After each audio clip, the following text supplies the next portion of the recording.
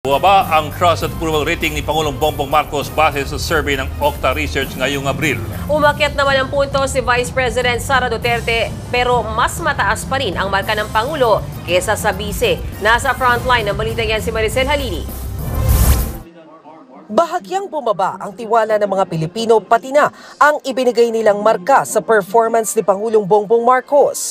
Base sa pinakabagong survey ng Okta Research, nabawasan ng 5 puntos nitong Abril ang trust rating ni PBBM mula sa 65% nung nakaraang taon ng Nobyembre. 5 puntos din ang ibinaba ng kanyang performance rating kaya 59% na lang ito ngayon. Sa kabilang banda, tumaas naman ng 9 puntos ang trust rating ni Vice President Sara Duterte. Mula sa 49% noong Nobyembre, 58% na ang tiwala sa kanya. Nadagdagan din ng 8 puntos ang kanyang performance rating para maging 56%. Ganito rin ang lumabas sa April survey ng Pulse Asia kung saan mas mababa ang puntos ni PBBM kesa kay VP Sara. Pero sa survey ng Okta Research, kahit bumaba ang puntos ni Pangulong Marcos sa kanilang survey, mas maraming Pinoy pa raw ang sumusuporta kay PBBM kesa kay VP Sara.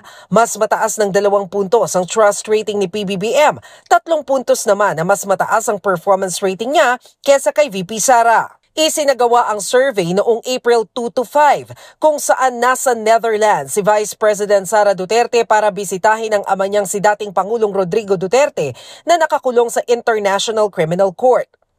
Sa mga araw ding yung gumugulong ang investigasyon ng Senado sa pag-aresto kay Digong na pinangunahan ng kapatid ni PBBM na si Senador Amy Marcos. Sa panayam naman kay Pangulong Marcos sa graduation ceremony ng PNPA sa Silang Cavite, sinabi ng Pangulo na kontento siya sa kanyang trust at approval rating ngayon. It continues to inspire me because it shows that we're making progress. Kung minsan hindi mo na malaman kung nararamdaman ng tao yung inyong ginagawa.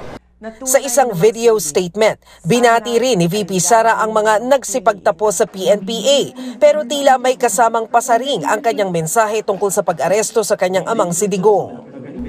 Huwag sana ninyong hayaan na mabahiran ang inyong propesyon ng mali. Katulad ng pagkakanulo sa isang Pilipino ng kanyang kapwa Pilipino. Walang kapatawaran ang pagsuko at pagpapakulong sa mga dayuhan ng isang Pilipinong naglingkod ng tapat sa ating bayan. Nagbabalita mula sa Frontline, Maricel Halili, News 5. Mga kapatid, Ed Lingaw po, maging maalam at may pakialam sa mga napapanahong balita sa ating bansa. Para sa mas malalimang pagtalakay at paghimay sa mga issue at headlines, tumutok lamang at pag-subscribe sa social media pages ng News 5.